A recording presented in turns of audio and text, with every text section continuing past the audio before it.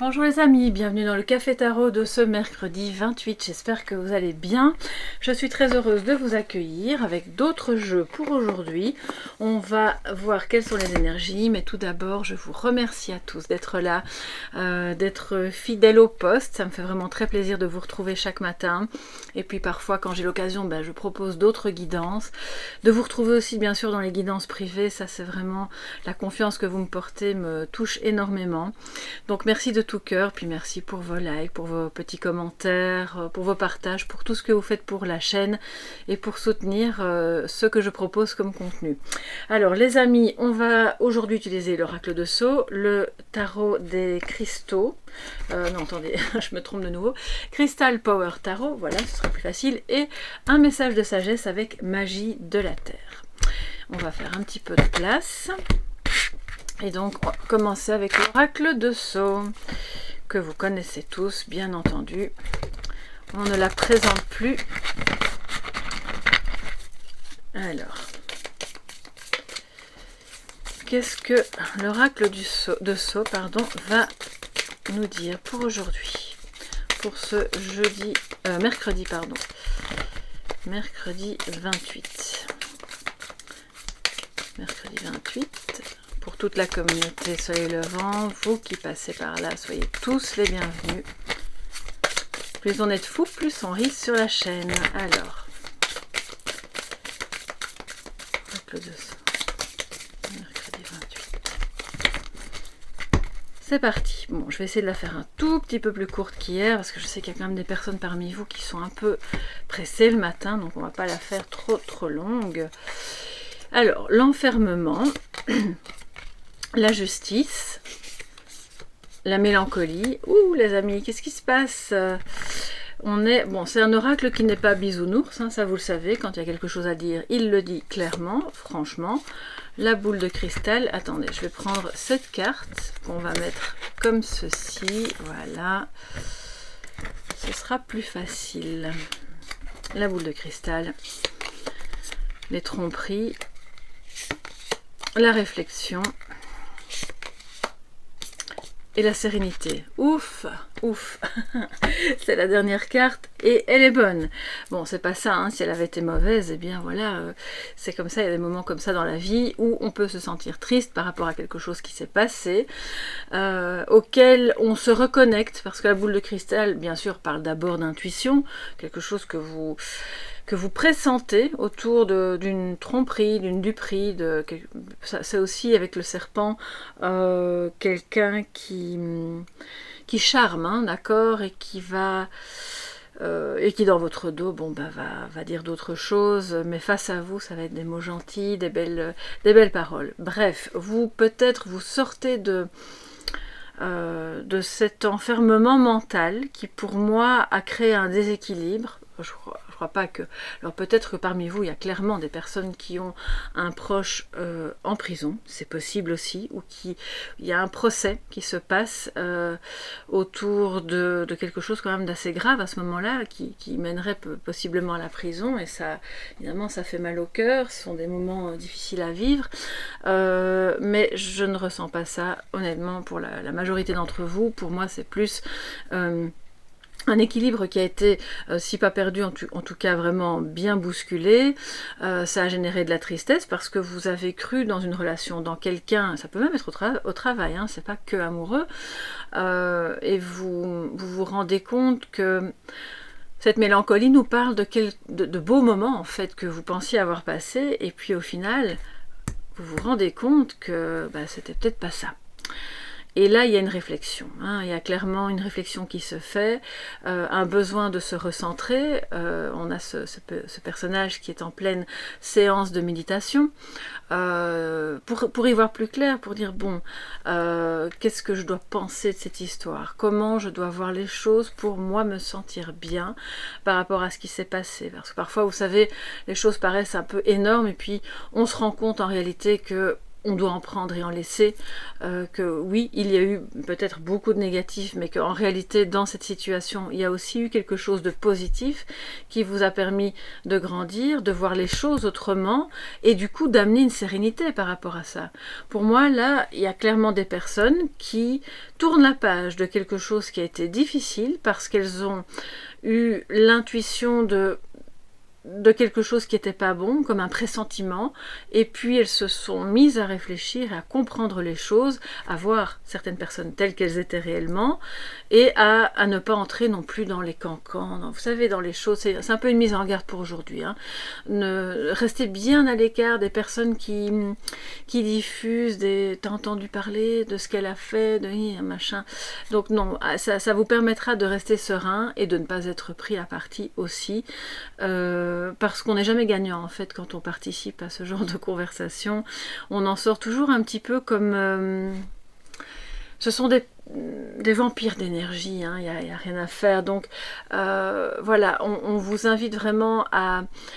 et c'est beau, il y a quand même une belle progression. Vous sortez d'un enfermement mental, peut-être de problèmes véritablement juridiques, d'une difficulté, on voit ce cœur brisé qui est occupé un peu à se réparer, et vous voyez les choses tellement sous un autre angle que ça ramène de la sérénité.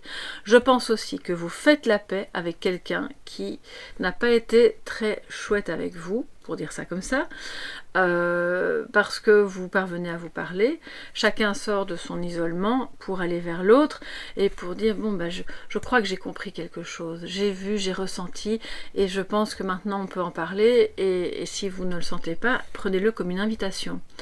L'invitation à faire la paix en soi, d'accord, et à faire la paix avec l'autre, parce que là, pour moi, il y a clairement quelqu'un d'autre. Le conseil tarot. Qu'est-ce que le tarot vous invite à faire et à ne pas faire, hein? On va prendre, comme d'habitude, on prend positif, négatif. Là, on va voir vraiment le conseil. C'est quand même assez fort, hein, ici, comme message. C'est assez fort dans le négatif, mais on voit que la progression est vraiment belle, donc pas de panique. C'est un peu, peut-être pour certains et certaines d'entre vous, un défi. Vous avez peut-être simplement peur aussi de faire quelque chose qui pourrait être perçu par d'autres comme une tromperie. Donc c'est vraiment, ce tirage, bien sûr, c'est pour une communauté, à prendre au sens large. J'ai aussi le sentiment qu'il y a des personnes parmi vous qui craignent, comment dire, de faire un choix ou de dire quelque chose qui pourrait être vécu comme un manque de loyauté. Vous avez un conflit de loyauté ici, clairement. Alors qu'en réalité, on vous dit, soyez serein. Réfléchissez bien sûr à comment vous pouvez présenter les choses, si vous avez peur que ce soit mal perçu de l'autre côté, mais ce ne sera pas forcément perçu comme une tromperie, parce que la personne peut vous rejoindre dans cette réflexion et cette paix par rapport à cet élément qui, a priori, c'est oh non, tu vas quand même pas faire ça, c'est pas juste pour nous. Mais ça, c'est la peur que vous avez peut-être vous. Mais en réalité, si vous vous accordez un peu de temps pour y réfléchir, vous allez parvenir à présenter l'idée, le projet ou simplement cette manière de voir cette relation, ce qui s'est passé, de telle manière que l'autre ou les autres en face vous rejoindront dans cette réflexion. Voilà, bon. J'avais dit que ce serait un tout petit peu plus court. J'essaye de pas trop dépasser les 20 minutes. Pour le moment, j'y arrive pas, mais il y a beaucoup de choses à dire, donc je vais essayer voilà, d'être plus courte. Alors, à faire et donc le conseil à des choses à éviter.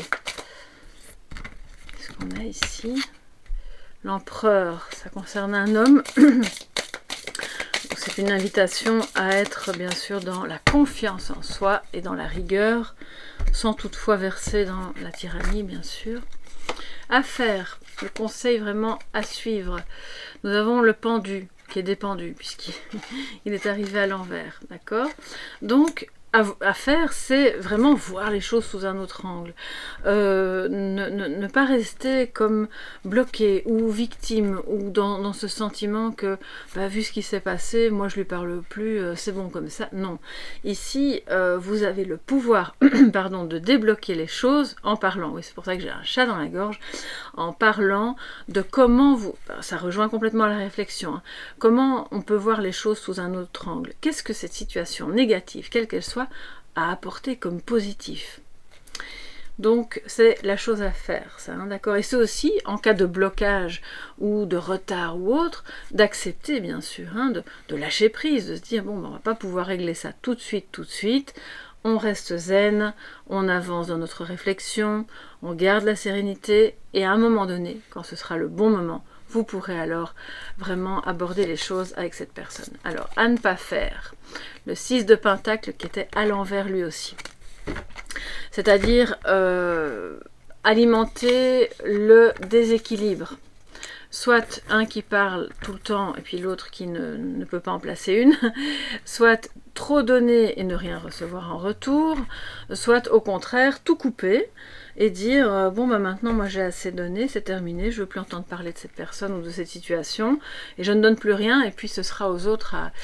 Donc là on vous dit faites attention, évitez ce type de comportement plus abrupt et un petit peu catégorique parce qu'en fait ça ne sert à rien du tout. Et le 6 de denier nous parle vraiment justement d'être dans un échange équilibré. Si c'est vous qui portez de trop ou qui faites de trop, d'essayer de remettre un petit peu d'équilibre, de se dire on donne et on reçoit de manière équilibrée, tant de l'univers mais aussi que des autres personnes qui nous entourent. Alors la pierre qui peut vous accompagner dans cette énergie à éviter, c'est la malachite. La malachite, si vous en avez une, attention si elle est brute, à ne pas à ne pas la garder contre votre peau parce que c'est neurotoxique, d'accord? Ça, pour celles et ceux qui ne le savent peut-être pas. Maintenant, si elle est roulée, polie, il n'y a aucun problème. Et si jamais elle est brute, vous la prenez, puis vous lavez les mains, vous la déposez près de vous, mais vous n'y touchez pas.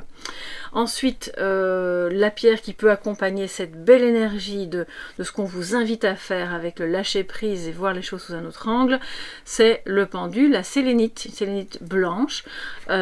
Si vous n'en avez pas, encore une fois, vous pouvez aussi vous connecter vraiment intérieurement à l'énergie de ces pierres. Ça vous apportera vraiment encore plus de sérénité et ça vous permettra, si vous avez une malachite, de rééquilibrer les choses entre vous et les autres. Ça fait partie, je pense, d'un processus de pardon. Bon, clairement ici, il y a un pardon à faire, je crois que vous l'aurez bien vu, et comme ça, vous pourrez avancer avec plus de paix à l'intérieur de vous-même. Alors, un petit message de sagesse, un peu de café, pour terminer joliment notre café tarot du jour. Qu'est-ce que la magie de la Terre a comme message pour vous aujourd'hui, mercredi 28 juin, déjà presque à la fin du mois, c'est incroyable comme ça passe vite. Alors, le loup, l'instinct. Alors, je vais la remonter afin que vous puissiez bien la voir. Écoutez votre instinct. Ayez aussi, comme le loup, l'instinct de protection. Le loup est un animal absolument, on le voit souvent comme très dangereux, bien sûr, comme toutes les races de chiens en fait, il peut être dangereux s'il se sent menacé, mais au fond de lui-même, il n'est pas méchant. Donc c'est un instinct de préservation, de protection de sa meute, de ses enfants, et c'est de protection de soi-même aussi, d'accord? Donc écoutez votre intuition, écoutez votre instinct, protégez ce que vous avez de plus précieux à l'intérieur de vous. Et ce que vous avez de plus précieux au fond dans cette situation qui est celle-ci aujourd'hui, c'est quoi? C'est le lâcher-prise et la sérénité. Voilà mes chers amis pour cette journée du 28 que je vous souhaite vraiment la plus belle et la plus douce possible. Prenez bien soin de vous, on se retrouve donc demain, jeudi 29, dans le Café Tarot. Gros bisous, bye bye.